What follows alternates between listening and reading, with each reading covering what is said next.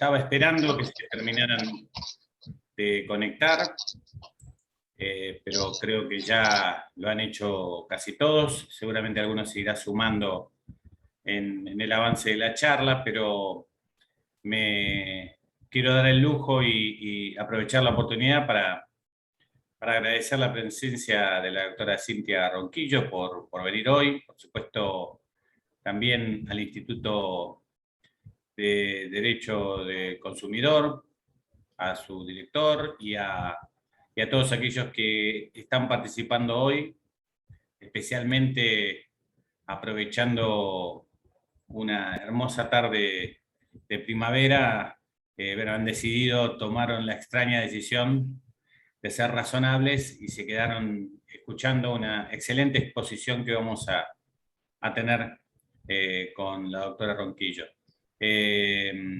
Además tenemos una importante participación, veo ahí algunos alumnos y participantes y seguramente algún matriculado también de Matanza o de la Universidad de La Matanza, así que bienvenidos sean. Esperemos que se incorporen a nuestras actividades también, que las tenemos muy variadas, no solamente estas que se promocionan y que trabajamos conjuntamente, sino todas las que puedan querer participar, porque la idea es también acercarles a los que están estudiando y prontamente se reciban, que seguramente sea así, todo lo necesario para que cuando empiecen no se sientan perdidos, no se sientan solos, sino que nosotros podamos introducirlos en el ejercicio de la profesión tan linda, tan nutrida y tan compleja. Así que sepan que acá el Colegio de Abogados está para acompañarlos, lo mismo que lo hacemos e intentamos seguir haciéndolo con todos los colegas ya matriculados que participan de nuestras actividades en forma directa o indirecta, tanto como expositores, porque muchos transmiten sus experiencias profesionales personales, como académicos o docentes, y aquellos que participan, que también vuelcan a través de sus preguntas, sus comentarios, lo que les está pasando en la vida profesional cotidiana. Entonces, a eso vamos apuntando y justamente la temática de hoy, que es la temática del consumo, es una temática en pleno crecimiento que ha realmente modificado y ya no en forma oculta como aquellos paradigmas de Kuhn, sino en forma desembosada, que los principios en el derecho, en las obligaciones y en los contratos ya no son aquello que estudiamos como una excepción, sino que se transformaron hoy en la regla. La regla realmente está ligada a los vulnerables en general y dentro de ellos a los consumidores en particular. Entonces, desde ese ámbito, desde ese lugar, tenemos que empezar a ver el derecho, empezar a ver las relaciones contractuales, empezar a ver las obligaciones. No en aquel paradigma de Vélez Arfiel o del Código Napoleónico, de igualdad de partes, de equilibrio de prestaciones, que ya sabemos hoy que son cosas del pasado, que con la globalización, la industrialización y todo el desarrollo económico de los grandes centros de poder, nosotros estamos hoy en una situación de inferioridad natural, no es porque seamos inferiores, sino porque económica y jurídicamente no estamos en igualdad de condiciones de discutir con los grandes proveedores de servicios, bienes, que el mundo, que dominan al mundo, porque es así. Hoy las multinacionales tienen un poder económico y diría yo político mucho más fuerte que algunas de las grandes potencias del mundo, desde lo político. Y esto no es un discurso político ni una cuestión de orden de izquierda o derecha, es una realidad objetiva que el derecho también tiene que enfrentar y resolver. Por eso la importancia de que conozcan y estudien estos temas, porque ya no es el futuro, como decíamos 20 años atrás, sino que hoy es el presente. Así que bueno, muchas gracias por permitirme saludarlos y por introducirlos en esta charla tan importante, y bueno, los dejo con quienes realmente saben o con quien realmente sabe, y a disposición como siempre, y muchas gracias por estar. Bueno, muchas gracias, doctor Frega. Es un placer para mí estar con ustedes nuevamente. Gracias al Colegio de Abogados de Morón, a su presidente, el doctor Jorge Frega, al equipo maravilloso que está por detrás sosteniendo toda esta organización, a Gisela, a Araceli, a Jorge, a los tres. Muchas gracias a Gisela Espínola, sobre todo, que fue ahí como el artífice de que esto pudiese hacerse. Mi nexo con el colegio, mi nexo más cercano, aunque ya me une una situación de cariño muy especial con todos y todas, porque son de verdad entrañables y me han dado un espacio hermoso. Primero quiero darles la bienvenida, quiero decirles que estoy muy feliz de estar de nuevo con ustedes, a casi todos los que están conectados los conozco de alguna u otra forma y eso me pone feliz.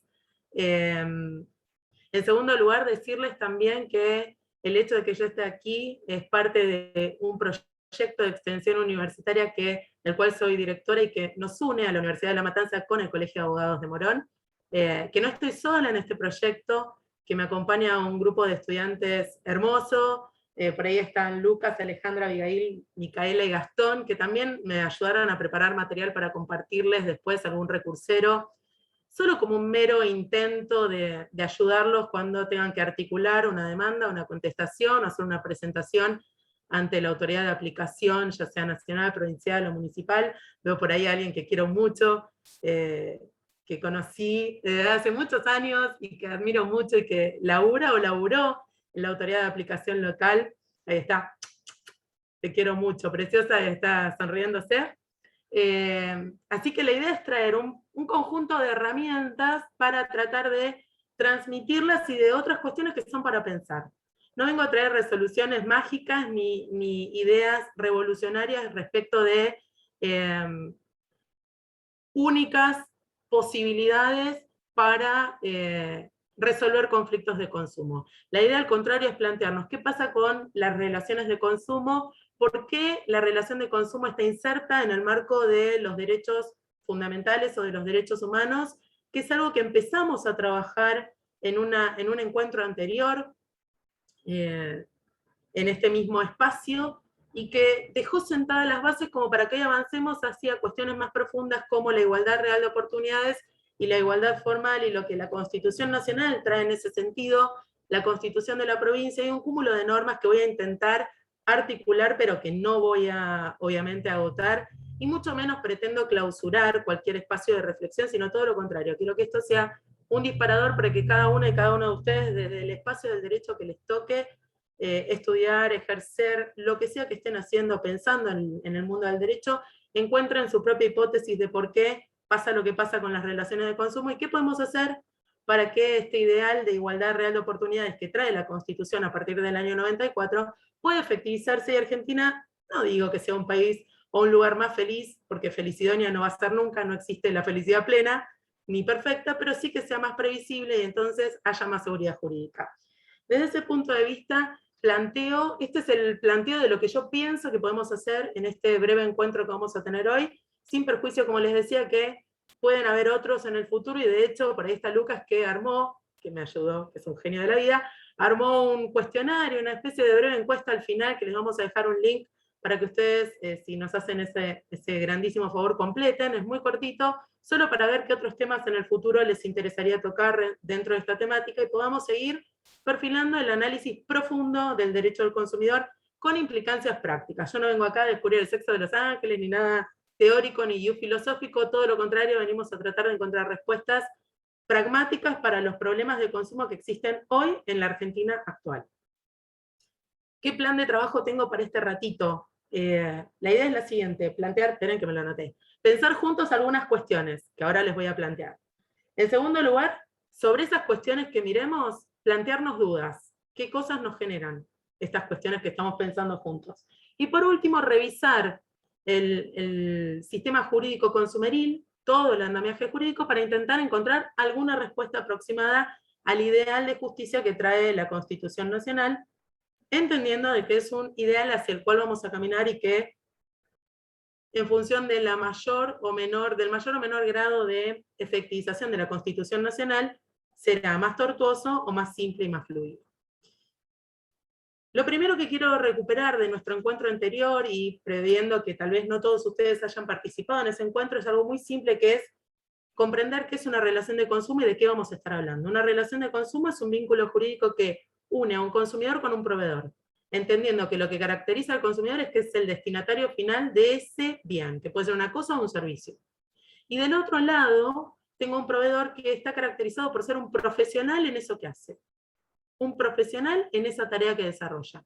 Independientemente de que la haga una vez, 5 veces, todos los días del año, 7 veces en su vida. No importa. Si es un profesional en eso que hace, entonces es un proveedor. Exceptuando a los profesionales que para el ejercicio de nuestra profesión tenemos título universitario y matrícula. Si tenemos esas dos cosas, la Ley de Defensa del Consumidor nos saca y no habría relación de consumo. Ahora que sabemos lo que es una relación de consumo, la podemos caracterizar por sus sujetos, por los sujetos que la componen.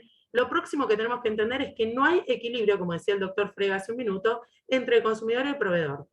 No son sujetos iguales. No es una relación paritaria como pensó Vélez cuando pensó en el contrato, en cualquier especie de contrato. Él pensó entre sujetos iguales transan, negocian en sentido jurídico estoy diciendo, ¿no? Negocian, listo, llegan a un acuerdo, y por eso hablamos del acuerdo de voluntades, de la autonomía de la voluntad, ¿no? Y de el discernimiento y todas las otras caracteres que tiene el consentimiento y que ustedes ya conocen. Avanzado el tiempo, nos dimos cuenta que este esquema de sujetos paritarios en la práctica, como decía recién el doctor Frega, no se verifica más, ya no somos iguales consumidores y proveedores, entonces se sancionó por allá por el año 93 esta Ley de Defensa del Consumidor, que tuvo una serie de modificaciones hasta el día de hoy y que viene siendo, digamos, como empujada y sostenida por la propia Constitución Nacional, después voy a hablar un minuto sobre eso, y por el Código Civil y Comercial de la Nación, entre otras normas que trae desde su sanción en agosto del 2015, capítulos específicos enfocados en las relaciones de consumo y en los contratos que celebran los consumidores con los proveedores. Me parece que lo más importante para tener en cuenta, para poder hablar de la igualdad real y de la igualdad formal, y bajar desde allí el análisis hacia la práctica, es entender que entre el consumidor y el proveedor no hay igualdad, sino que lo que existe precisamente es un desequilibrio estructural. Y que ese desequilibrio estructural está dado por una multiplicidad de factores, o puede estar dada por una multiplicidad de factores. Podría ser que ese desequilibrio estructural esté dado solamente porque el proveedor es un profesional y el consumidor es un profano, es decir, no tiene por qué conocer acabadamente todos los detalles de esa transacción. Entonces ahí tengo un desequilibrio estructural. Podría ser que lo que alimenta ese desequilibrio estructural sea una cuestión patrimonial, el poderío económico, recién el doctor Frega hablaba de eso también, el poderío económico muy probablemente existente en cabeza del proveedor y tal vez no en cabeza del consumidor, o cualquier otro factor que se estén imaginando ustedes, o incluso la combinación de estos dos. Lo que sí estamos seguros, y la historia lo enseña, y nuestra Constitución lo siguió a la historia en ese punto, porque tiene también un sentido historicista, y nuestra economía lo siguió también, y por ende nuestro sistema jurídico lo siguió, es que cada vez que hablamos de una situación de desequilibrio estructural, el Estado se mete. No es cierto, como sí fue en una primera etapa del constitucionalismo, que el Estado tenga que permanecer absolutamente imparcial cuando existe un desequilibrio entre sujetos que celebran un contrato. No es cierto. Ya probamos que ese modelo de un Estado gendarme que no se mete para nada en las relaciones entre los particulares no funcionaba. Y que ese presunto mercado de competencia perfecta, ¿se acuerdan? El laissez-faire de Adam Smith, ¿no? El mercado se autorregula, el libre juego de oferta y demanda, listo, sirve para todo, no hace falta que nos metamos, probó no ser cierto en la realidad, y entonces vino un segundo constitucionalismo de corte más social, con un intervencionismo mayor del Estado, y esto en materia de consumo se verifica. El Estado se mete en los contratos que celebran los consumidores con los proveedores, independientemente de que ese contrato sea un contrato escrito, oral, no importa. Si es de adhesión, no es de adhesión, el Estado va a estar presente en esa relación precisamente porque los sujetos no son paritarios. Y acá viene mi idea de comenzar a pensar al derecho del consumidor como un derecho humano. ¿Por qué? Algo de esto hablábamos, no algo de esto. La base de la primera charla que tuvimos hace un tiempo atrás, en este mismo espacio, precisamente partía de la idea de que es un derecho humano. Esa es mi hipótesis. El derecho del consumidor es uno de los derechos humanos. Entra dentro de la categoría de derechos humanos simple y sencillamente porque la totalidad de los objetos de las relaciones de consumo, ya sean que estemos hablando de un servicio o de una cosa, mueble o inmueble, están destinados a suplir necesidades. Ya ni siquiera hablamos de necesidades básicas, hablamos de necesidades humanas. Los derechos humanos han evolucionado y ya no hablamos de derechos humanos pura y exclusivamente anclados en la necesidad de solventar los alimentos, la sanidad o la vestimenta, o la educación básica. Hoy hablamos de derechos humanos ampliados, entonces también el esparcimiento, iba a decir el resarcimiento, no. También el esparcimiento forma parte de los derechos humanos. Van entrando dentro de la categoría de derechos humanos cuestiones que hasta hace unos años atrás no entraban.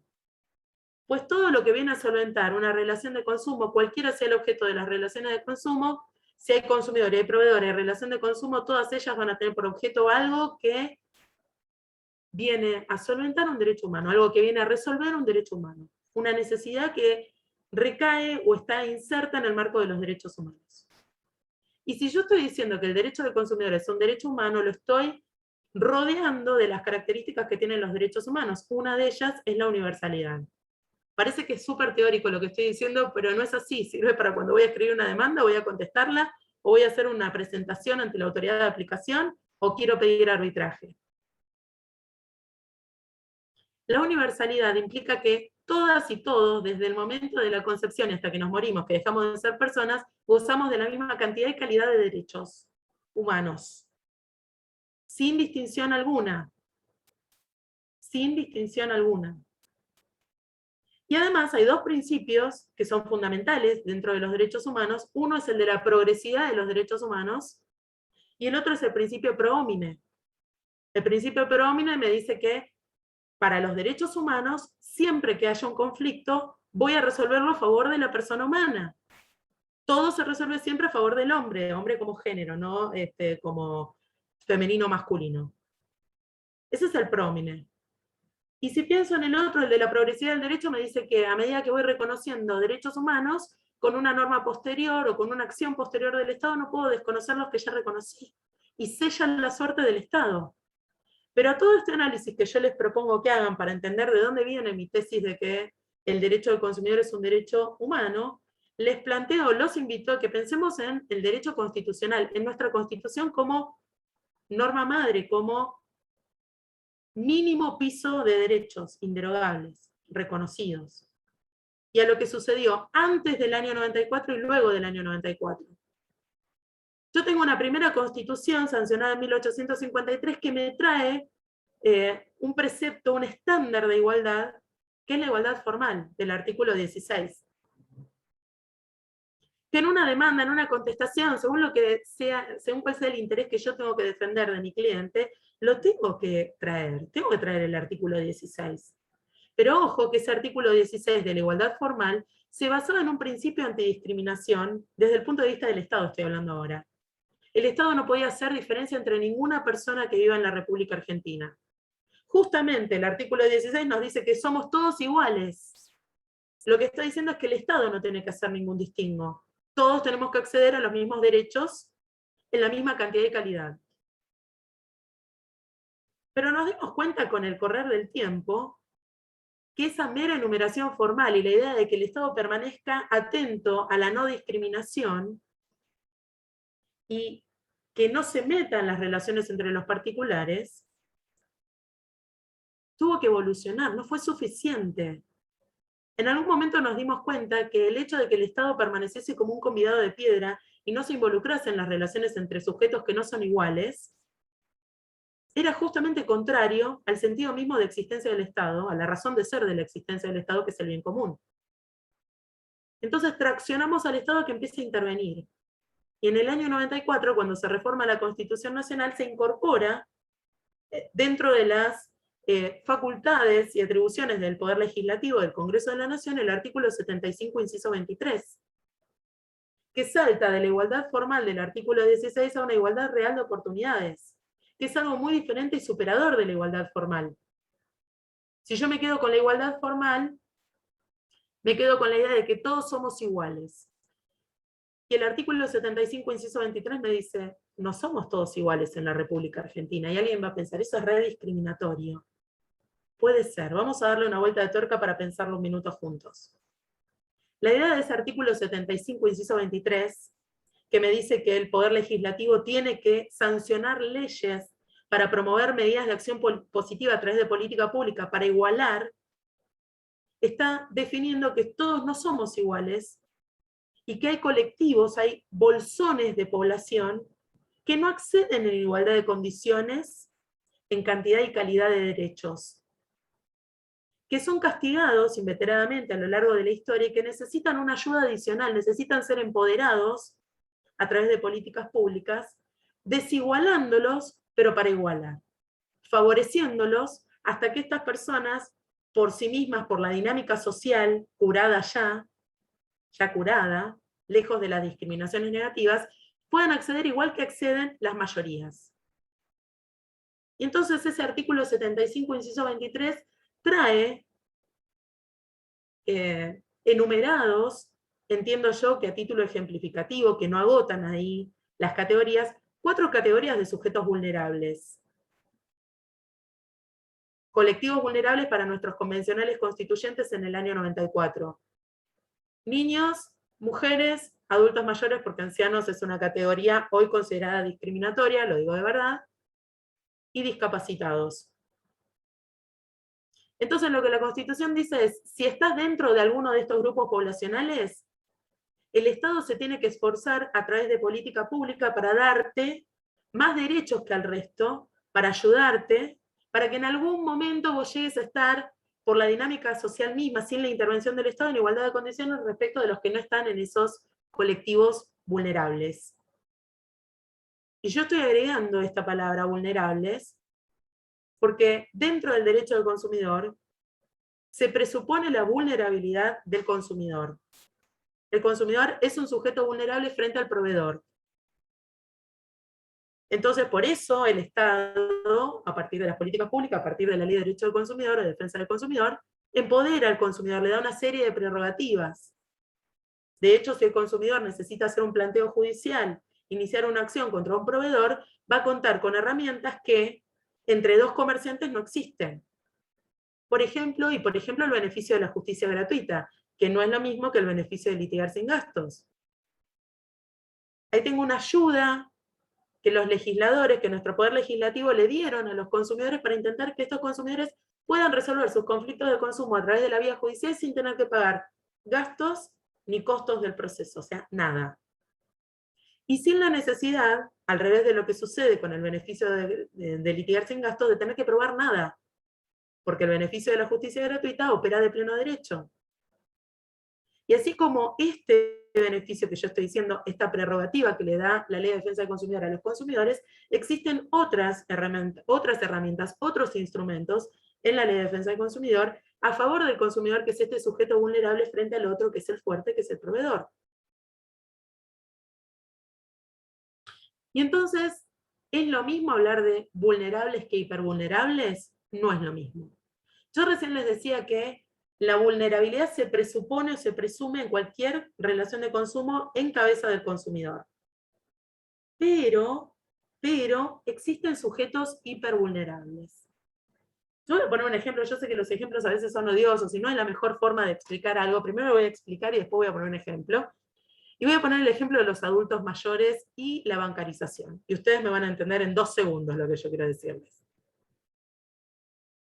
Yo tengo de por sí al adulto mayor, que es un sujeto vulnerable en la relación de consumo, como podría ser cualquier otro sujeto en la República Argentina, sin importar su edad. Ahora, por su edad, entra en un grupo de hipervulnerabilidad. ¿Por qué hipervulnerable? Lo coloco en esta categoría de hipervulnerable porque este sujeto, en esta situación, dentro de este marco de esta relación de consumo, está en una situación agravada de vulnerabilidad frente al proveedor. ¿Cómo es eso? Y sí, si yo tengo una persona que es migrante tecnológico, o sea, que no nació con toda esta tecnología, la digitalización, la computarización de contenidos o de información, y ahora lo traigo compulsivamente a la necesidad de utilizar estos servicios sin haberlo educado para eso, lo coloco en una situación de hipervulnerabilidad. Y a mí me gusta explicar esta diferencia entre la vulnerabilidad y la hipervulnerabilidad de esta forma. Este sujeto adulto mayor, en este ejemplo que estoy dando, que en el caso concreto del servicio bancario se puede transformar en un sujeto hipervulnerable, tal vez en otro tipo de relaciones de consumo es nada más que vulnerable. La hipervulnerabilidad no opera para todas las relaciones de consumo, es según las circunstancias. ¿Podría ser para todas las relaciones de consumo alguien hipervulnerable? Y sí, tal vez pertenezco a un colectivo social, a un bolsón social, donde se dan muchos factores que me convierten en hipervulnerable, y entonces no importa en qué relación de consumo esté, yo voy a ser hipervulnerable. ¿Y por qué me interesa distinguir entre el vulnerable y el hipervulnerable? Me interesa sobremanera porque si yo ya le estoy dando prerrogativas al tipo que es vulnerable, cuando hablo de alguien que es hipervulnerable, tengo que agravar esas herramientas. Le tengo que dar todavía más herramientas, más instrumentos, para que esa persona pueda defenderse de los avasallamientos en los que puede incurrir el proveedor. ¿Cómo es eso? Y sí, por ejemplo, si yo estoy hablando de una relación de consumo donde el objeto de la relación de consumo es una prestación médica, servicio médico, vamos a suponer, de medicina privada, y hay una prestación que ese proveedor no me está cumpliendo, y yo entiendo que esa falencia en esa prestación está haciendo mella en un derecho fundamental mío, como puede ser el derecho a la integridad física o a la salud, estoy hablando de un servicio esencial en el cual está involucrada la vida o la integridad física de las personas. En ese caso me convierto en hipervulnerable y tal vez las herramientas jurídicas que yo tenga se agraven también. Por ejemplo, si yo quiero incoar una acción, no voy a iniciar un juicio ordinario ni sumario. Es muy probable que en ese caso yo inicie una acción de amparo e incluso con una medida autosatisfactiva. Entonces es importante caracterizar la vulnerabilidad o hipervulnerabilidad, porque a mí como abogado, abogada, me va a servir para ver qué instrumentos me da la Ley de Defensa del Consumidor, la Constitución Nacional, el Código Procesal, para intentar efectivizar eso y llegar a concretar el objeto último de la Ley de Defensa del Consumidor, y si quieren, el último de los últimos de la Constitución Nacional, que es la evitación de cualquier daño y el bienestar general. La plenitud en los derechos humanos, la concreción de la plenitud en los derechos humanos. Una de las formas de articular la protección y de concretar la igualdad real de oportunidades en materia de consumo es a partir de la educación para el consumo. Y esa educación para el consumo, la Ley de Defensa del Consumidor la pone en cabeza del Estado. Es el Estado, nacional, provincial o municipal, el encargado de efectivizar la educación para el consumo. Y yo digo que es la primera herramienta de prevención de los conflictos de consumo, porque si yo educo a la población para que entienda cuáles son sus derechos y también sus obligaciones en materia de consumo, es probable que evite que esa persona sufra un daño, o al menos que sea partícipe de una relación donde existe el abuso de uno sobre el otro. Desarticulo el potencial conflicto de consumo. Entendiendo también que si yo educo al consumidor, como todos los proveedores en alguna medida también son personas humanas, aunque sean personas jurídicas, están compuestas por personas humanas, y esas personas humanas son consumidores y yo los estoy educando como consumidores, indirectamente estoy educando a los proveedores también. Y si yo logro una sociedad más educada para el consumo, esta sociedad estará preparada para realizar hechos y actos de consumo responsables. Y eso aliviará los sistemas de resolución de conflictos. Estoy hablando de la autoridad de aplicación, del arbitraje, y estoy hablando también de la tutela judicial o de la vía judicial. Evitará el sobreendeudamiento, por ejemplo, de los consumidores. Propiciará que los consumidores puedan diferenciar lo que es la publicidad de la información. Y cuando hablo de publicidad, justamente me estoy refiriendo a este tema porque más adelante quiero hablarles un poquito de qué pasa con la publicidad y cómo construimos nuestra identidad desde el consumo y qué rol tiene la publicidad en eso. Yo sé que suena fuerte lo que acabo de decir, pero la identidad en el sistema actual, en la sociedad actual, se define a partir del consumo, no de otra cosa. Vos sos lo que consumís. ¿Suena fuerte? Sí. ¿Es real? Totalmente. Sos lo que consumís. Todo el tiempo te están perfilando.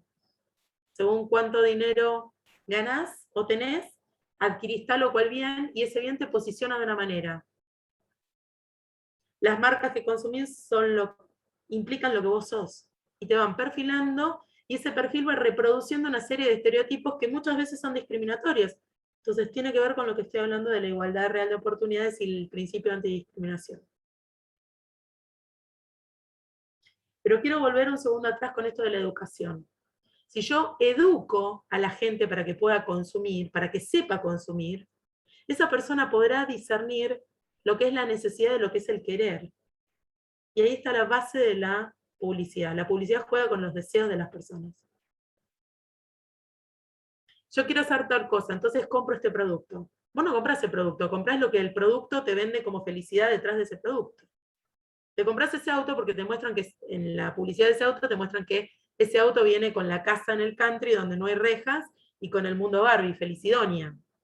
Entonces sos un tipo, una tipa exitosa porque te bajaste de ese auto. Te compras ese perfume porque ese perfume te vuelve irresistible y eso es lo que te está vendiendo. Entonces juega con tu deseo, con la parte más animal de cada uno de nosotros y a veces incluso por debajo del nivel de conciencia. Va a tu subconsciente o a tu inconsciente. Entonces, si yo educo a la población como Estado, me tomo el trabajo, como dice la Constitución en el artículo 42 y como dice la Ley de Defensa del Consumidor, de educar para el consumo, este consumidor está empoderado y va a poder distinguir lo que necesita de lo que quiere. Y en un segundo plano, una vez que sabe lo que necesita y lo distingue de lo que quiere, si igualmente quiere consumir eso que quiere, aunque no lo necesite, conocer cuáles son las consecuencias de eso que está haciendo, de ese acto de consumo. Y cuando hablo de consecuencias, estoy hablando de consecuencias sanitarias, de consecuencias medioambientales y de consecuencias económicas o patrimoniales o financieras. Si yo no lo educo, ese consumidor va a salir a la vida a consumir como viene. Entonces va a pedir crédito para el consumo sin saber tal vez qué es una tasa de interés, qué es el sistema de amortización de intereses, no va a entender las diferencias entre los distintos sistemas de amortización de intereses, qué son las garantías. Y eso saben que genera más conflictividad, obvio, es más trabajo para nosotros, pero nosotros tenemos una función social también, ¿no?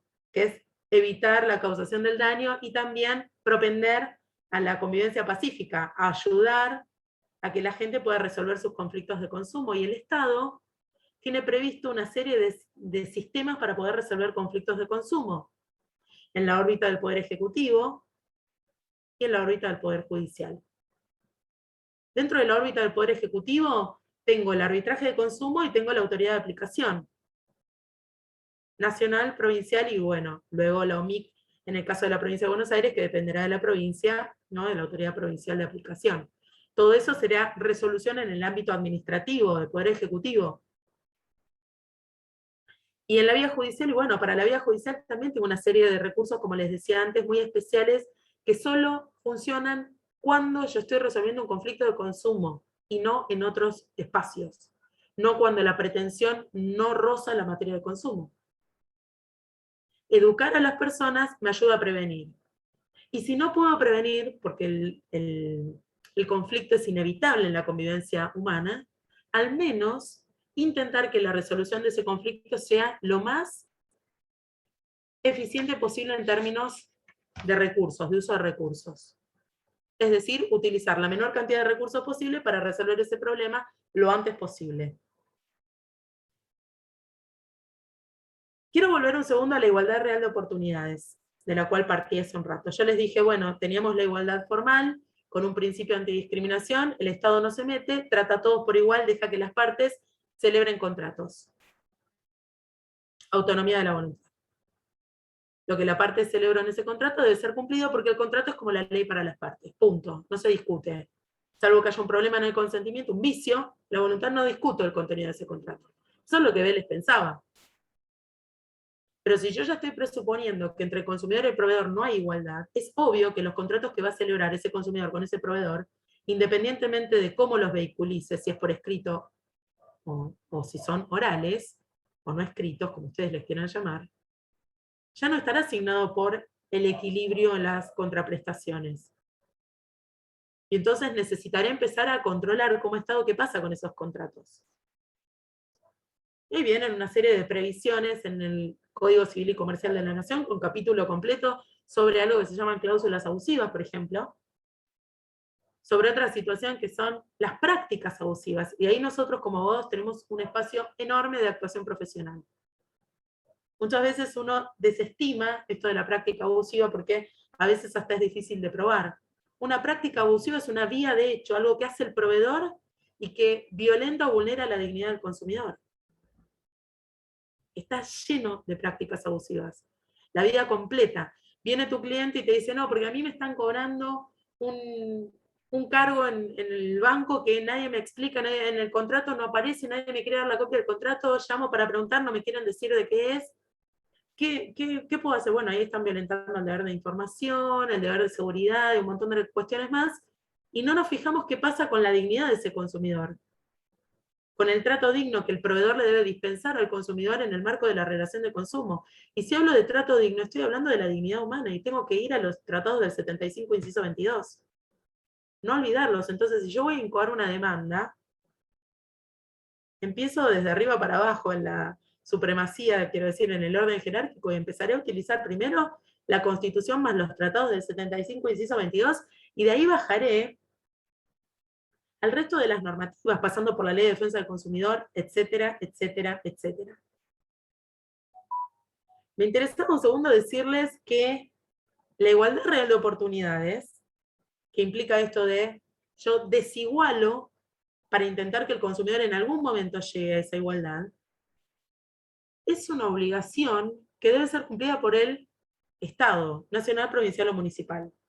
¿Y qué es lo que está buscando el Estado a través de cualquiera de sus tres poderes cuando implementa medidas de acción positiva a través del Congreso de la Nación para desigualar igualando? Intenta desarticular esas dinámicas sociales que vienen reproduciendo discriminaciones negativas a lo largo de la historia. Entonces pensemos en cualquiera de los colectivos vulnerables que trae el artículo 75, inciso 23 de la Constitución Nacional, y tratemos de mirarlo dentro del marco de una relación de consumo. ¿Me acompañan en el ejercicio mental? Pensemos, por ejemplo, en el colectivo femenino. El artículo 75, inciso 23 ya me dice que es un grupo vulnerable. Bueno, ahora lo voy a tratar de colocar en el marco de una relación de consumo típica. Mujeres, autopercibidas, como ustedes lo quieran decir. Género femenino, consume. Ok, vamos a ver qué problemas nos podemos encontrar. En un recursero que preparó Abigail, que es una de las alumnas que forman parte de este equipo, que si pueden lo comparten, chicos, por el chat, el de Abby.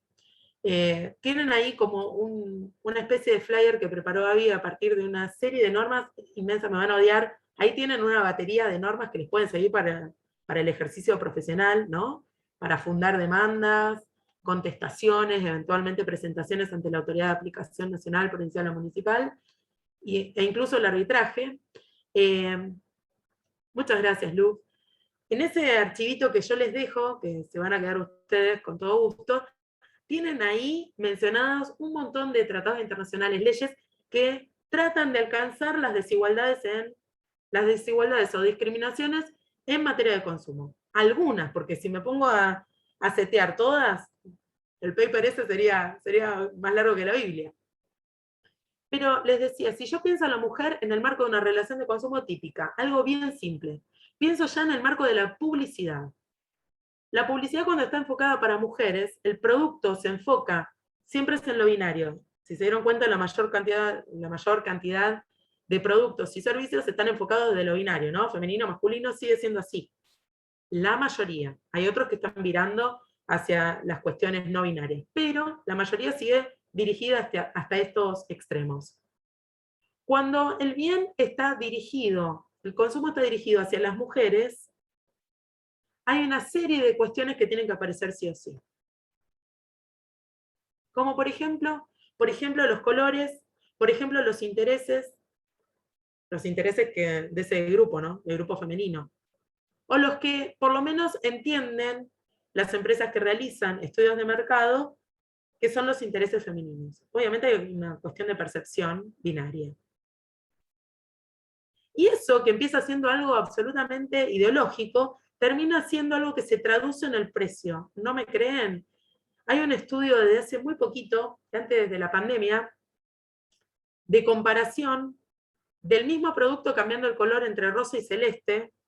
Voy a decir uno típico, la maquinita de afeitar, tipo la Gillette. El precio de la maquinita de afeitar rosa, que no cambia nada de la celeste, no es que trae algo diferente, sale bastante más caro que la celeste. Los productos del cabello destinados al uso femenino, desde lo binario estoy hablando, primero hay más cantidad y en segundo lugar son más caros que los masculinos. O sea que algo que comienza siendo puramente ideológico se traduce después en algo material, absolutamente material, como puede ser el precio. Y a eso ni siquiera le estoy sumando la discriminación que viene con el tema de lo binario. ¿Qué pasa con la oferta de productos? ¿Cómo hago para mudar de lo binario a lo no binario? Si es que estoy hablando de género, que era uno de los colectivos. Pero no me quedo solamente con lo femenino, con la cuestión de la vulnerabilidad o hipervulnerabilidad del colectivo femenino. Si quiero, hago la mutación hacia la cuestión etaria. Me encantaría escucharlos un segundo. Yo creo que ustedes también pueden abrir el micrófono. Yo soy media opa con el Zoom, pero me parece que ustedes pueden abrir el micrófono. Me gustaría que ustedes participen y me cuenten cuántas publicidades destinadas a adultos mayores se encuentran en los medios masivos de comunicación. De verdad. Y cuando las encuentran, ¿de qué tipo de productos o de servicios estamos hablando? Sean sinceras y sinceros. Se están sonriendo mucho. Hola, Cintia, ¿se escucha? Sí, Poco y ninguno. Ahora últimamente están haciendo publicidad un poco los bancos, como para enseñarles, pero nada más, nada más. Nada más, Elsa. Elsa, te quiero. No, sino de pañales o para pegar las dentaduras. O sea, Eso medicamentos, ¿no? Medicamentos, ok. Sí. Ok. Eso importa la reproducción. Yo quiero que trascendamos de lo tragicómico de eso y miremos de dónde viene y a dónde va. Los pañales, dice por ahí Sofía, correcto. Quiero que pensemos un minuto de dónde viene. Esa publicidad no se la inventa el tipo que quiere vender los pañales o lo que sea, porque dice, ay, a mí se me ocurrió esto y esto va a funcionar. Viene a reproducir patrones que están en la base de la sociedad. Esta idea de que cuando cumplís una determinada cantidad de años, dejas de ser útil, como si la utilidad fuese una de las características del ser humano. O sea, sos una cosa y sos útil. El sentido utilitarista de la vida. Cuando dejas de ser útil, ¿para qué te voy a estar mostrando cosas que están relacionadas con el placer? Por ejemplo, viajes. ¿Por qué te voy a estar mostrando cosas que tengan que ver con lo bueno si te puedo estar mostrando esto otro que yo sé que me lo vas a comprar seguro? Vos ya estás viejo, lo único que podés hacer es usar pañales, pegarte los dientes o usar algún medicamento. O los servicios de salud, porque vieron que también las empresas de medicina privada te ponen, ¿no? Como dos personas ancianas enamoradas, como tipo Hansel y Gretel, no porque son hermanos, eso sería horrible. Me salió Hansel y Gretel, no sería el caso. Bueno, ustedes me entienden. Y si miro en general, aunque ahora están cambiando, si miro publicidades de productos de limpieza, casi siempre hay una señora que está haciendo ese trabajo. Ahora hay algunas que no, pero la mayoría está virando siempre hacia la mujer. Como si el interés de la mujer fuese limpiar, reproducirse, estar bella para el sexo opuesto y se terminó. Esto no es algo que se le ocurre al tipo publicista, esto viene en la base de la sociedad y se va reproduciendo. Lo que intenta hacer la Constitución es desarticular esta diferenciación, que tiene una base discriminatoria y de estereotipo, y tratar de mudar hacia la igualdad real de oportunidades. ¿Por qué como mujer, si yo quiero usar la maquinita de afeitar, tengo que pagar más que el hombre que la usa? ¿Por qué si soy un adulto mayor, no puedo acceder a los mismos bienes que acceden los demás? ¿Por qué la moda indica que las mujeres grandes se tienen que vestir de una forma, las mujeres adolescentes de otra? ¿Por qué los programas de televisión están enfocados hacia el público adolescente? ¿Por qué? Porque está reproduciendo un esquema que está en la base de la sociedad. La única forma de desarticular esa discriminación no está en castigar al tipo que la reproduce, porque eso no lo soluciona, sino en desarticular la ignorancia, porque la discriminación tiene como base la ignorancia, y eso se hace con la educación. Yo hace un rato les ponía el ejemplo de las personas, de los adultos mayores, sobre todo, aunque esto no tiene por qué ser siempre así, pero hay una gran conflictividad en el uso de la tecnología por parte de los adultos mayores y un gran nivel de reclamo justamente por las prácticas tipo phishing, ¿no? Robo de identidad y demás, que se suele dar por el uso del cajero, de internet o de los home banking, que por ahí no están todo lo actualizados que deberían estar estos usuarios sobre estos servicios, entonces caen en algunas trampas. No quiere decir que el resto de la sociedad no caiga. Ahora, yo me pregunto, si la educación para el consumo solamente es una obligación del Estado mientras estamos transitando algunos de los estadios de la educación, primaria, secundaria, universitaria. ¿Cómo hacemos con la gente que ya transitó todas las etapas? ¿No la educamos más? O sea, no hay una obligación del Estado de educar a toda la población para que sepa usar los cajeros, entienda qué es el phishing, entienda dónde meter su clave y dónde no ponerla. ¿Eso no lo hacemos más? Ah, vos terminaste la escuela secundaria, sí, listo, ya no sos más mi responsabilidad, dice el Estado, es así. Porque la Ley de Defensa del Consumidor dice otra cosa y la Constitución dice otra cosa. Y justamente basado en el desconocimiento de la mayor parte de la población sobre sus derechos, es que existe la posibilidad de avasallamiento por parte del proveedor. Y ahí es donde el rol del abogado cobra un sentido mucho más importante. Yo necesito, como abogada, traccionar a la autoridad, en este caso podría ser al juez, el funcionario de la autoridad de aplicación, al árbitro, para que aplique la normativa vigente y a través del principio pro homine a favor del consumidor. Y obligue a ese proveedor a que cumpla lo que no está cumpliendo. Y a veces, señoras y señores, el proveedor es el Estado. Y yo les estoy hablando de que el derecho del consumidor es un derecho humano, y uno de los objetos más conflictivos, una de las relaciones de consumo que tiene objetos más conflictivos son las prestaciones de los servicios públicos domiciliarios. Y hay una de las prestaciones que está en cabeza del Estado, por lo menos en la provincia de Buenos Aires. ¿Cuál es? El agua y la cloaca. La provisión de agua y la cloaca está en cabeza del Estado. Es una sociedad anónima del Estado. Está lleno de conflictos, y estoy segura que ustedes conocen un montón de gente que no accede al agua potable, por ejemplo, ni a la red cloacal. Acá en La Matanza misma, estábamos hablando, Morón, Ituzaingó, hay mucha gente que no tiene agua corriente y cloacas. Hay una mora del Estado ahí por cumplir un derecho fundamental básico. En ese caso, si mi cliente tiene ese problema, ¿voy a iniciar una acción ordinaria? ¿Lo voy a hacer esperar para que pueda obtener la prestación de agua? Cuando el agua tiene un carácter sanitario y alimentario. No. Para eso, la propia Constitución Nacional, en el artículo 43, me habla o me trae una herramienta fundamental que es el amparo. Entonces, quiero también dejarles ahí pensando la idea de que, dejar ahí seteada la idea de que existen acciones especiales, existen herramientas especiales dentro de la Ley de Defensa del Consumidor para intentar consagrar la efectivización del derecho de consumo. Lo digo porque cuando se suscita un conflicto de consumo, en general la gente tiende a pensar que la única vía de resolución es la judicial. Y eso no es correcto. No es correcto. Nosotros tenemos, quiero ir un segundo a esto antes de darles la palabra a ustedes para que puedan preguntar lo que necesiten y no abusar de su paciencia al escucharme y no aburrirlos. Quiero que pensemos un minuto en las 3 grandes vías que trae la Ley de Defensa del Consumidor para intentar desarticular o desarmar o resolver conflictos de consumo. La vía arbitral, que lo cierto es que en la provincia de Buenos Aires está bastante poco desarrollada. A nivel nacional, por ahí encontramos casos más interesantes, pero hay 2 vías que son muy utilizadas y muy útiles, las 2 cosas, que son la vía administrativa y la vía judicial. La vía administrativa, cuando digo vía administrativa, estoy hablando de la autoridad de aplicación, que si el conflicto es interjurisdiccional, será la nacional, la Secretaría de Comercio Interior.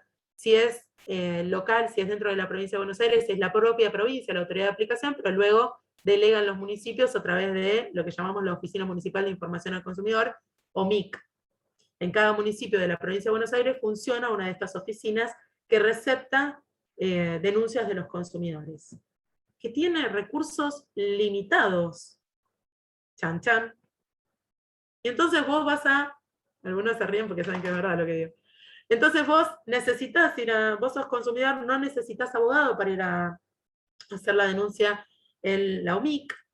Entonces, si tengo este conflicto con mi prepaga, voy a denunciarlo en la OMIC a ver si la OMIC lo puede resolver. No necesitas ir con abogado. Genial. Pero no es una instancia obligatoria. No es obligatorio en la provincia de Buenos Aires. Vos vas a hacer la denuncia, mandás a tu cliente y le decís, no, mira, anda solo, hacé la denuncia solo. Si no funciona esto, intentamos entonces hacer la mediación y vamos a juicio. Ok. Él va y denuncia, esta persona va y denuncia ante la OMIC, llenó un formulario y toda esa historia, denuncia al proveedor. Pero el proveedor no tiene por qué resolver el conflicto, es absolutamente voluntario ir a la OMIC. Entonces, ¿qué me queda? Me queda la vía judicial. Bueno, pero espera, ¿por qué no va a funcionar la vía de la OMIC? Bueno, porque para que funcione la vía de la OMIC, estoy hablando de Poder Ejecutivo a nivel municipal, necesita recursos. Mani. Recursos. ¿Para qué? Para poder notificar al proveedor que está siendo requerido, para tener un espacio para que viniesen realmente, como dice la ley 13.133 de la provincia de Buenos Aires, para que intenten conciliar, para ofrecer realmente esa vía y desarticular o desarmar ese conflicto de consumo.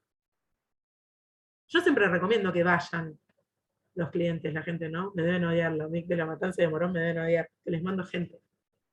Pero es que pienso que es una herramienta súper útil, porque ahí no tienen que ir con un abogado, y si funciona bien, si tiene los recursos necesarios, es un espacio para poder resolver un conflicto, y aunque vayas con abogado, aunque te contrate tu cliente, y vos vas, es un espacio de resolución rápida, eso es lo que se supone que tiene que suceder. Tengo que resolver rápidamente este conflicto que tiene el consumidor. No lo tengo que enfrascar en una pelea, en un conflicto en la sede judicial que implica un montón de otras cuestiones. Tratemos de dejar la instancia judicial para cuando es inviable la resolución a través de la OMIC. En la Ciudad Autónoma de Buenos Aires pasan otras cosas. Tengo otros problemas. Porque si mi cliente vive en la Ciudad Autónoma de Buenos Aires, tengo un lío ahí, tengo la autoridad de aplicación local dentro de cada comuna, no dentro de todas, pero dentro de muchas de las comunas funciona una dirección de defensa del consumidor, una dirección general de defensa del consumidor, que sería como el equivalente a la OMIC de los distintos municipios de la provincia de Buenos Aires, pero al mismo tiempo funciona el COPREC. ¿Escucharon alguna vez hablar del COPREC? El COPREC sí, ¿no? Consumo protegido, el servicio de conciliación. El problema con el COPREC es que es una autoridad, es un sistema impuesto por una ley nacional, pero que es una ley marco, la 26993, es una ley nacional, ley marco, que invitaba a todas las jurisdicciones del país a que se sumen. Esto es una ley del 2015. ¿Saben cuántas jurisdicciones se han plegado a la 26993? ¿Cuántas han adherido? Ninguna. Entonces, ese sistema de conciliación, el COPREC, solo funciona en el ámbito de la capital federal. Muy chiquitito para un país federal, ¿no? Como que se queda corto. Para las intenciones que tiene la Constitución Nacional, queda muy chueco. Bueno, pero existe. Entonces, si la vía administrativa, donde existe, según la Ley de Defensa del Consumidor, la posibilidad incluso de que el consumidor pida una indemnización que se llama daño directo, chan chan, que para muchos es inconstitucional, pero existe esa posibilidad de que yo en la vía administrativa pida un daño directo que es una indemnización. Si es inviable la vía administrativa y yendo a la OMIC no lo puedo resolver, está la vía judicial. Y para poder acudir a la vía judicial necesito pasar en la provincia de Buenos Aires por la mediación. Y una vez que paso por la mediación y supongamos que fracasa, llego finalmente ante el juez y vos decís, listo, acá lo resuelvo. Pero para poder llegar ante el juez yo tengo que presentar la demanda, tengo que contratar a un abogado porque las defensorías no existen, ¿no? Entonces tengo que contratar a un abogado. Sí o sí. Para nosotros, buenísimo porque es laburo. Genial. Contrata al abogado. Ahora tengo que empezar a pensar qué pasa con los gastos de inicio y las costas de este proceso. Entonces, para eso, precisamente, para poder traccionar a que la gente pueda resolver sus conflictos en la vía judicial, existe, por ejemplo, el beneficio de la justicia gratuita, que era lo que yo les decía antes. Que me basta, y yo les voy a hablar desde el punto de vista práctico, me basta con, en uno de los acápites de la demanda, aclarar que quiero el beneficio de la justicia gratuita, y yo siempre digo fundarlo. No está de más fundarlo. Lo nombro, lo menciono y lo fundo. Debería operar de pleno derecho, pero por las dudas nunca está de más pedirlo. Y obviamente en el petitorio lo pido. Y lo interesante de esto, que no aparece, si yo quiero hacer lo mismo en un conflicto entre dos comerciantes, no está el beneficio de la justicia gratuita. Lo interesante es que no le tengo que aportar prueba al juez para decirle soy insolvente y no lo puedo pagar. Yo nada más lo planteo en mi demanda, lo planteo a mi cliente en la demanda, yo lo escribo, le aviso al juez, mirá que quiero el beneficio de la justicia gratuita, y será en todo caso el proveedor el que tiene la posibilidad de iniciar un incidente de solvencia para intentar que el juez me quite ese beneficio. Y el proveedor va a ser el que va a tener que probar que yo tengo los medios para enfrentar o para afrontar esos gastos. Fíjense qué interesante, y esto lo trae la Ley de Defensa del Consumidor específicamente para las relaciones de consumo, no existe en otro ámbito. Son formas de poder resolver más rápido, en forma más eficiente o de una manera más eficiente un conflicto de consumo. Partiendo de la base, no me olvidé del tema de la disertación, de que no somos todos iguales. Consumidor y proveedor no son iguales. Por ende, no los puedo tratar como pares en el marco de un proceso judicial. Con la prueba pasa lo mismo. Tenemos un sistema de prueba que es el de la carga dinámica. Prueba el que está en mejores condiciones de probar. Si el que está en mejores condiciones es el proveedor, y se presume que es así porque es un profesional, aportará la prueba el proveedor, pero hay un principio de colaboración. El consumidor aporta la prueba que puede, y el proveedor todo el resto, porque es un profesional en eso que hace. En cambio, si yo estoy en materia civil y comercial, el que alega prueba. Es diferente. Entonces, lo que trataron de hacer nuestros legisladores allá por el año 93 es pensar, no estamos ante dos sujetos iguales, tenemos que dotarlos dotar a estos sujetos que están en desigualdad de algunas herramientas o instrumentos para que de alguna forma puedan llegar. Si yo hoy tengo un caso y este cliente que viene a mi estudio, esta persona que pide mi asesoramiento es un consumidor, estoy segura que es un destinatario final, lo primero que tengo que, después que ya sé que es un destinatario final y que del otro lado hay un proveedor, un profesional, lo primero que empiezo a mirar es el objeto. ¿Cuál es el objeto de esa relación de consumo que tiene por detrás un contrato? ¿Qué es lo que tienen como prestación acá? ¿Es un alquiler? Es un alquiler. ¿Es un servicio cualquiera? Es un servicio. ¿Es un bien mueble no consumible? El bien mueble. Entonces, después de eso, mirar qué normativas específicas trae.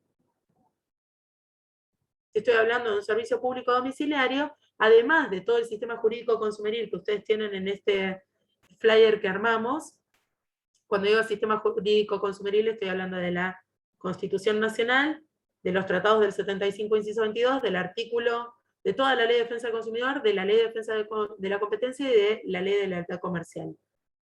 Eso sería el sistema jurídico básico que se aplica a todas las relaciones, y el Código Civil y Comercial, que no me acuerdo si lo dije.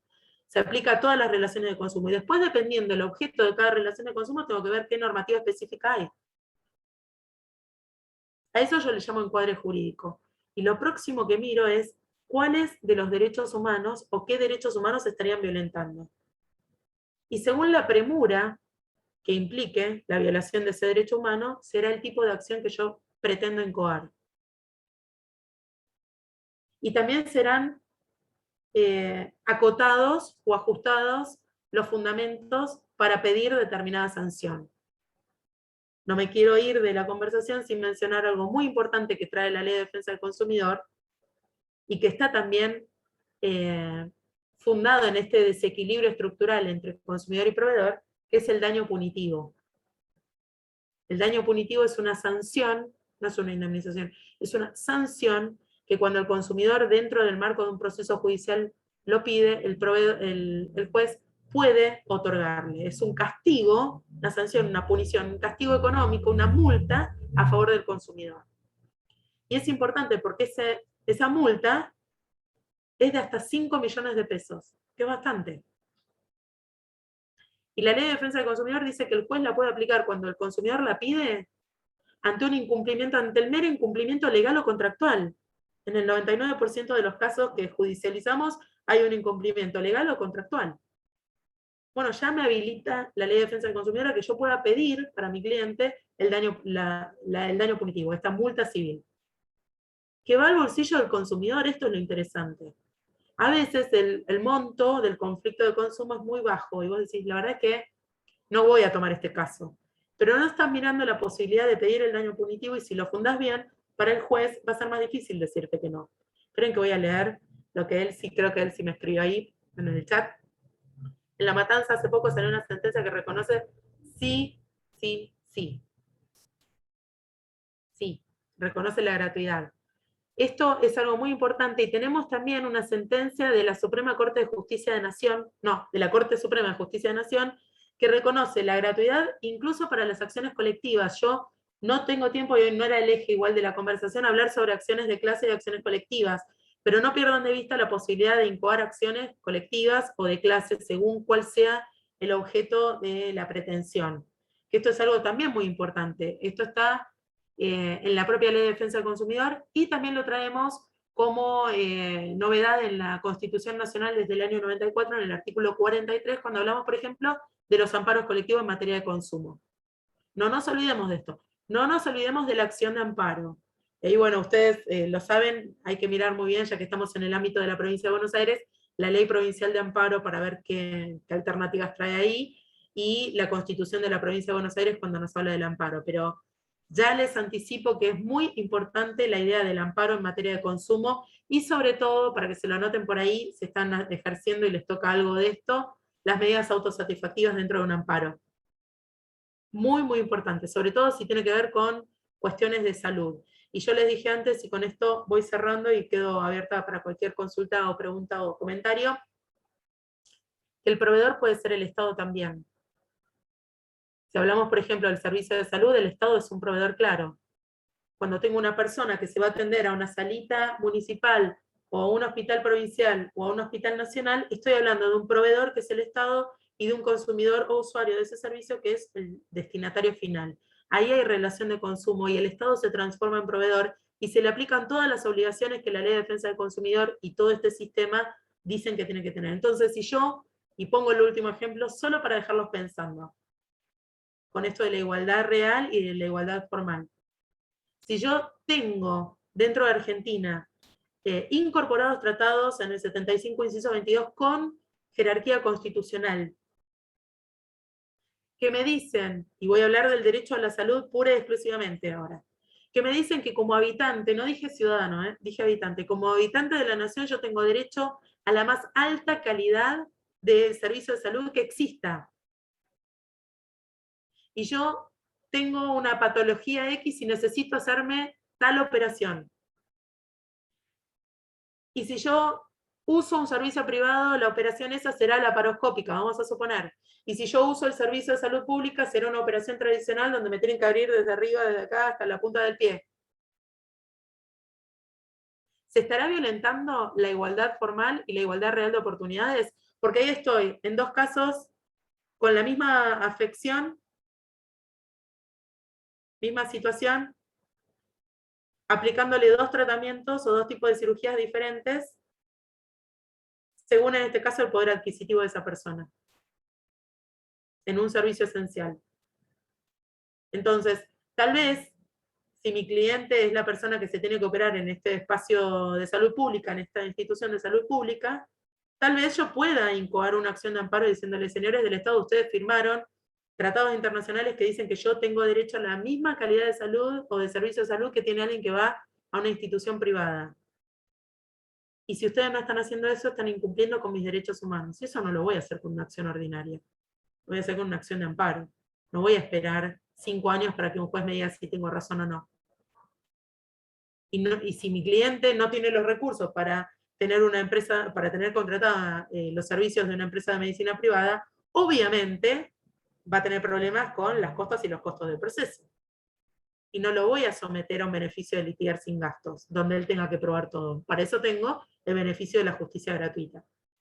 Entonces el sistema en sí, y ahora sí cierro, el sistema jurídico en sí está pergeñado para que tenga lógica, tiene coherencia.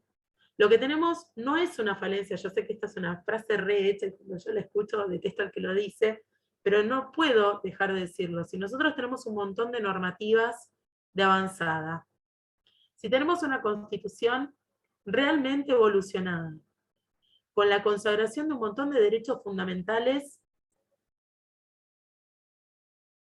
de carácter francamente progresivo, y una ley de orden público nacional como la Ley de Defensa del Consumidor y un Código Civil que viene reforzando la misma idea,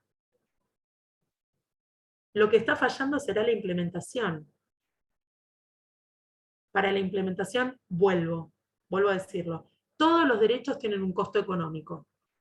Cada vez que el Poder Ejecutivo firma un tratado internacional y luego el Poder Legislativo lo incorpora, con o sin jerarquía, no importa, está comprometiendo al Estado frente al concierto de naciones, pero también frente a los habitantes de la nación. Y para eso tiene que tener plata. Si yo reconozco un derecho y luego no lo puedo efectivizar porque no tengo los recursos económicos para hacerlo, eso se quedó en una mera declaración.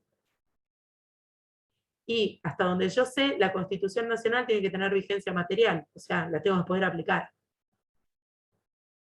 No es una expresión de deseos, no es una cartita a los reyes. Ahí viene la tarea fina de los abogados y de las abogadas, en el rol que sea que estén desempeñando, si son defensores, si son fiscales, lo que sea que estén haciendo, en el ejercicio de la profesión, lo que sea que estén desarrollando en materia de derecho, en el ámbito del derecho, en el ámbito jurídico, tenemos que traccionar para que eso se cumpla. La única forma de hacerlo es conociéndolo. Si yo lo desconozco, no lo puedo pedir. Y si no lo puedo pedir, nadie lo va a efectivizar. El derecho del consumidor es de orden público. Hay un interés del Estado en que se cumpla. Por eso en todos los procesos judiciales, en todos, va a intervenir el Ministerio Público Fiscal. Como fiscal de la ley. Debe intervenir. Chan, lo digo porque ustedes entienden, ¿no? Desde el deber hasta el hacer hay un trecho. Debe intervenir el Ministerio Público Fiscal. Igual yo soy optimista y yo creo que todos y todas nosotros estamos acá, lamento que me estén soportando a mí, pero creo que hay un interés de la población en general, y hay un interés público también, hay un interés estatal, en que esto se vaya transformando en algo cada vez más vivible y más del espacio común. Y dejemos de verlo como algo extraño o que no nos compete. En realidad, estamos inmersos en el mundo del derecho del consumidor todos los días de nuestra vida, desde el momento de la concepción y hasta que nos morimos, hasta que dejamos de ser personas humanas. Que es cuando te morís, ¿no? En ese momento pasás a hacer una cosa para el Código Civil y Comercial. Bueno, desde el momento de la concepción hasta que pasás a hacer una cosa, en todo ese trecho de tiempo, durante todo ese trecho de tiempo, vos estás consumiendo. Y si no estás consumiendo vos, estás expuesto a una relación de consumo. Con lo cual, conocer el derecho del consumidor debe ser una premisa para el Estado nacional, provincial y municipal.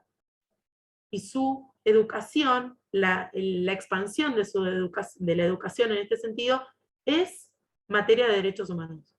La educación es un derecho humano, y la educación para el consumo también. Yo quisiera escuchar lo que ustedes necesitan preguntar o necesitan ver. Quiero que después, yo les voy a dejar, ya porque después me olvido, en el chat, esperen, ¿va?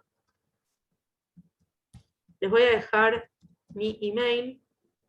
Esperen que puse un punto, una cosa. Ahí está. A ver, ¿ya estamos? Ahí les dejo mi email por si alguien necesita consultar algo. Yo tardo mucho en contestar porque tengo la agenda complicada, pero contesto, trato de contestar todo lo que puedo. Me gustaría escuchar qué consultas tienen, o si alguien tiene un comentario para hacer referido a esto de la igualdad. Sí, ahí veo Guillermo. No, Guillermo creo que es, ¿no? Hola, sí. Hola. Yo te iba a hablar, por ejemplo, de los pacientes enfermos de cáncer. Realmente una quimioterapia, si no tenés una prepaga, no te la podés hacer a la quimioterapia. Y son muy caros los medicamentos. Eso es algo que está muy cercano a todos, ¿no? Y es muy visible, ¿no? De lo que vos estás diciendo. O sea, que tenés cáncer, PAMI no te cubre, o sea, hablando siempre de los abuelos, ¿no? Más que nada. Sí, sí. Tenés, ¿no? Si tenés PAMI o tenés IOMA, no tenés quimioterapia. Tenés que tener una prepaga. A ver, yo tengo ahí no es una fórmula mágica, ni mucho menos, ojalá tuviera la fórmula mágica para resolver los problemas de todo el mundo, no es posible, pero me parece interesante en materia de servicio de salud comprender lo que es el PMO. El PMO es el Programa Médico Obligatorio. Este es el piso mínimo de prestaciones que, sin importar si es una prepaga o incluso el Estado o una obra social, que son 3 situaciones de efectores de salud diferentes, deben cumplir. Es el piso mínimo de prestaciones. Evidentemente, esta prestación médica que vos estás mencionando forma parte del PMO. Está en el PMO. ¿Qué puedo hacer? ¿Qué herramientas tengo? Bueno, si estoy hablando del ejercicio de la profesión y tengo un cliente que tiene este problema, este conflicto, urgente acción de amparo. Urgente acción de amparo con medida autosatisfactiva. Si soy el que lo está padeciendo y no puedo contratar a un abogado, bueno, hay espacios donde se pueden referir. Por ejemplo, el defensor del pueblo, nacional, provincial o municipal. Hay lugares donde puedo referirme, las defensorías, hay lugares donde puedo referirme para intentar efectivizar eso. Por supuesto que lo óptimo sería que no suceda y que si el Estado es el proveedor de este servicio, conoce cuáles son mis derechos, yo no tenga que implementar o incurrir en alguna de las vías para resolver este conflicto. Pero lo cierto es que ocurre, como vos estabas diciendo, Guillermo, entonces es necesario encontrar alguna herramienta. La herramienta por excelencia en esos casos, entiendo yo, es la acción de amparo. Entiendo yo, es una de las herramientas. Si sos profesional, o sea, si sos abogado. Y si no sos abogado y necesitas subsanar un problema de estos, urgente al Ministerio de Salud, que suele tener algunas respuestas bastante coherentes, y si esto no es así, defensor del pueblo, provincial o municipal, o el nacional en su caso, según la jurisdicción de la cual estemos hablando. Eso para el tema del servicio de salud. Luego están otros servicios públicos que tienen como otra complejidad, porque el servicio de salud está como muy claro quiénes son las autoridades de aplicación. Ya te doy la palabra, Elsie.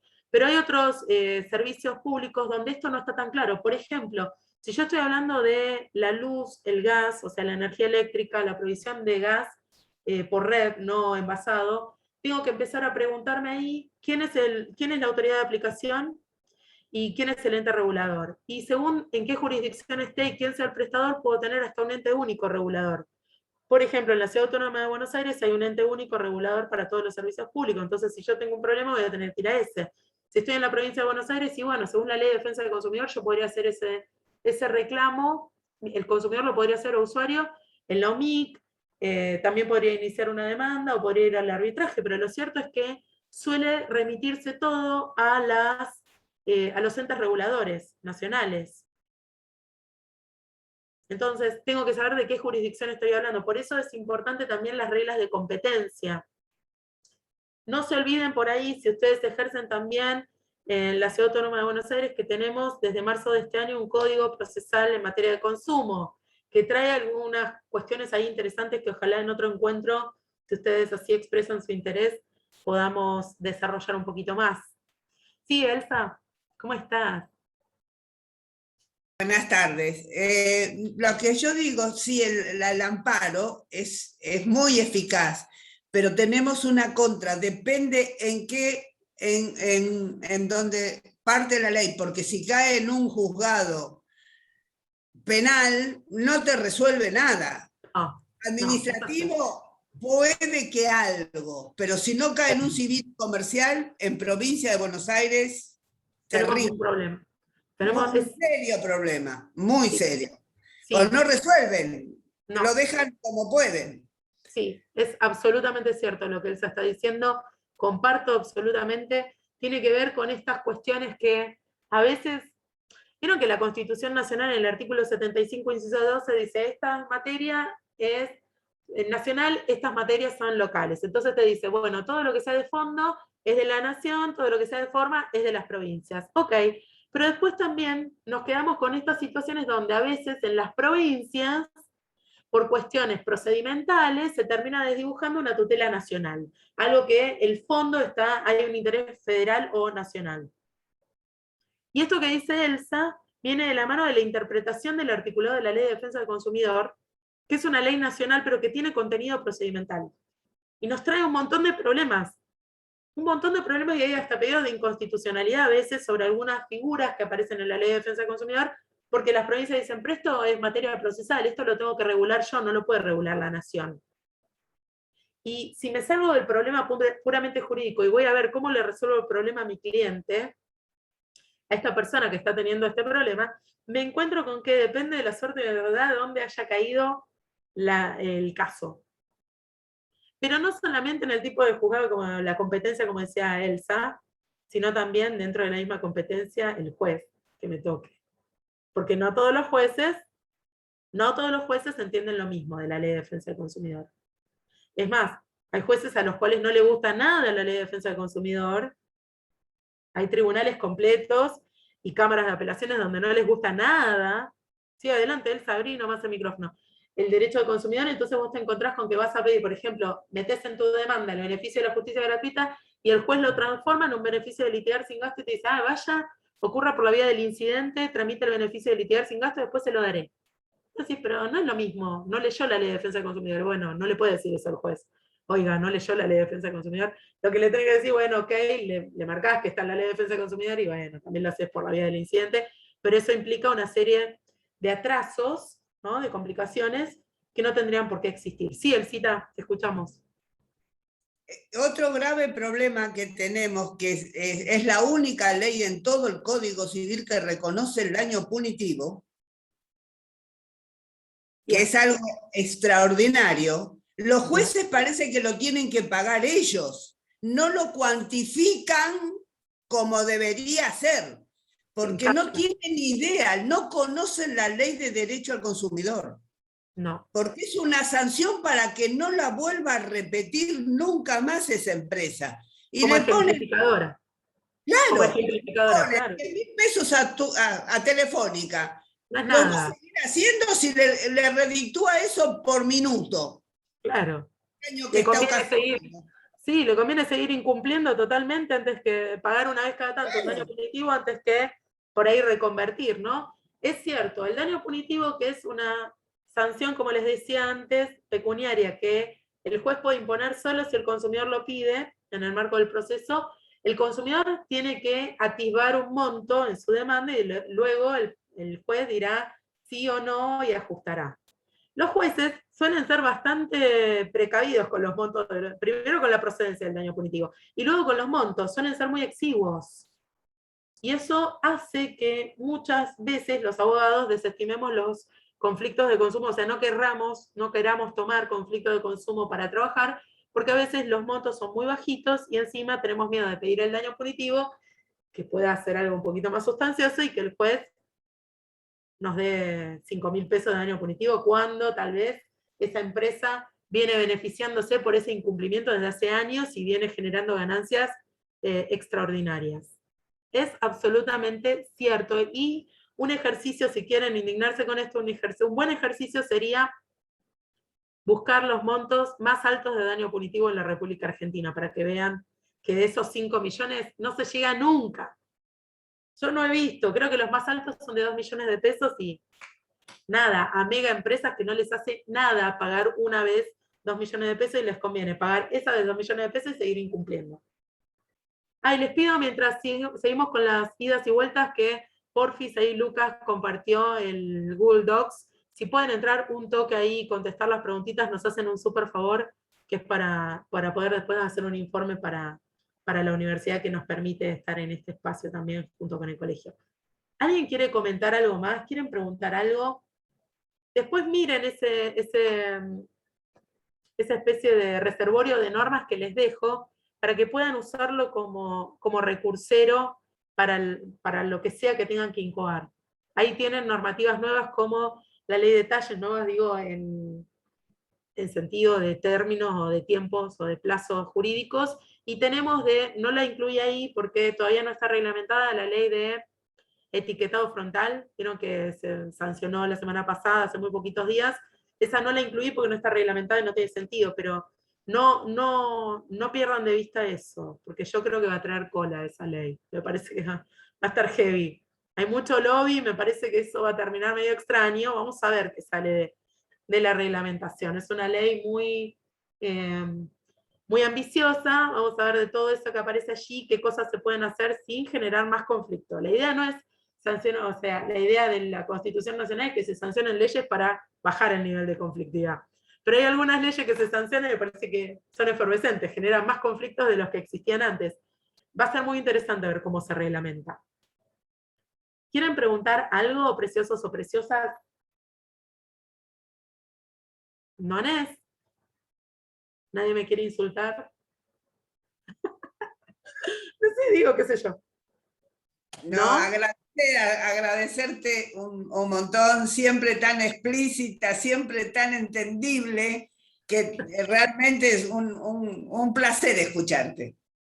Yo puedo decir, a él sí la conozco del Instituto de Derecho del Consumidor del Colegio de la Matanza hace muchos años, y él sí, no sé si seguís laburando ahí, sí. ¿Seguís laburando? No. Hace poquito que me retiré, ahora estoy del otro lado. Ah, ok. Él sí laburaba en la OMIC de la Matanza.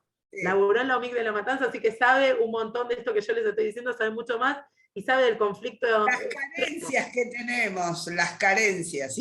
Queremos hacer, pero no podemos, no tenemos... No hay con qué. No hay con qué.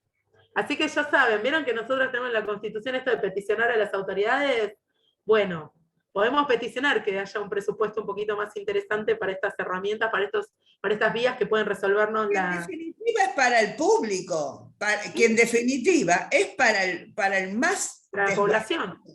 Es para el más desvalido de la población, y más en Matanza tantas necesidades. Eso iba a decir.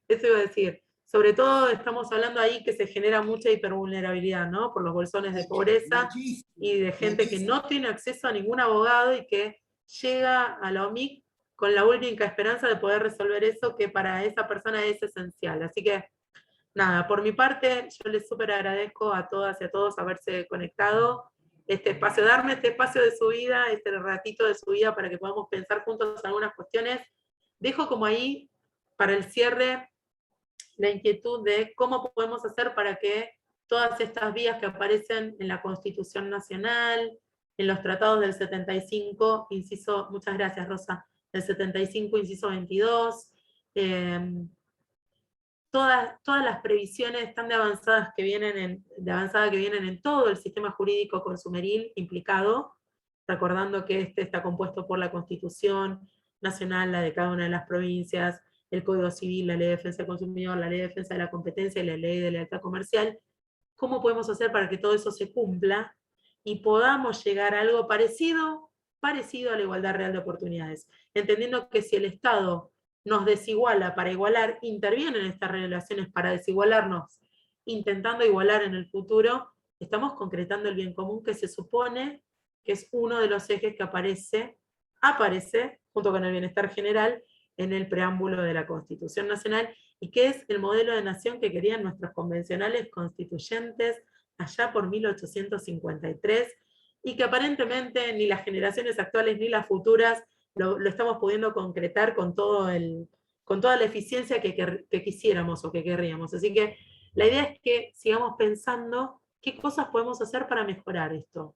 ¿Cómo podemos hacer como abogados y abogadas para que esas herramientas sean efectivas y eficientes, que son dos cosas diferentes?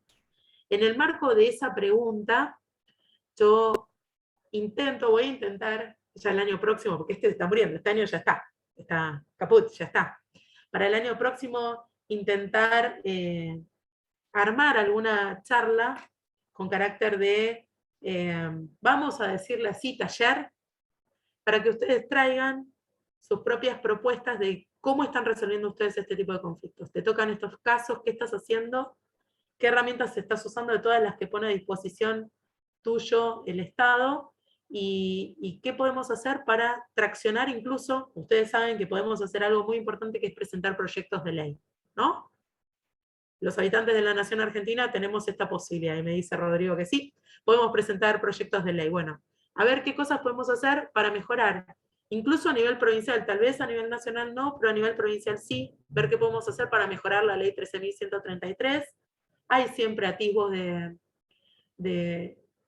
mejora, de pensar en cosas nuevas en el Congreso de la Provincia de Buenos Aires. Tal vez en un esfuerzo conjunto podamos presentar algo que esté bueno y que en un próximo encuentro que eso sea el fruto del próximo encuentro. A ver qué propuesta podemos hacer según lo que ustedes estén trabajando, según lo que ustedes estén haciendo o estudiando. Muchos de ustedes están estudiando, bueno, ¿qué están haciendo para eso? Sí. Carlos. ¿Se terminó? Sí. Perdón. Ay, no sé qué fue. Estaba acá, no sé. Justo algo ahí como el Galaxy A72 está hablando, pero no sé qué dice. Bueno, nada, preciosos y preciosas, les agradezco un montón todo este tiempo que me dieron. Deseo que tengan una tarde hermosa, que estén muy bien, lo que sea que necesiten a disposición, les dejo mi mail. Gracias infinitas a todas y a todos por venir. Que tengan una hermosa tarde. Gracias también a mi super equipo ahí que están bancando Carlos. a muerte. Beso gigante. 50.423. ¿Me va a pagar? ¿Ese me lo puedo llevar? Sí. Me lo quedo yo. Que cierre el micrófono, Almela. Cerra el micrófono. Ahí está.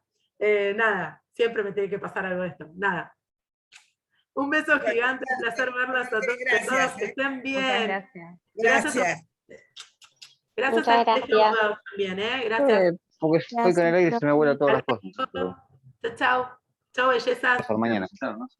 Sí.